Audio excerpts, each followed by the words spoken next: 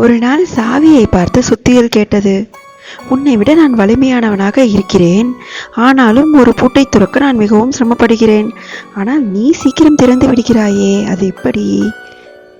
அதற்கு சாவி சொன்னது, நீ என்னை விட பலசாலிதான், அதை நானும் ஒப்புக்கொள்கிறேன். பூட்டை திறக்க நீ அதன் தலையில் அடிக்கிறாய், ஆனால் நான் அந்த பூட்டின் இதயத்தை தொடுகிறேன் என்றதாம். ஆம் நண்பர்களே, அன்பு ஒன்றுதான் நம் உலகை ஆளும்.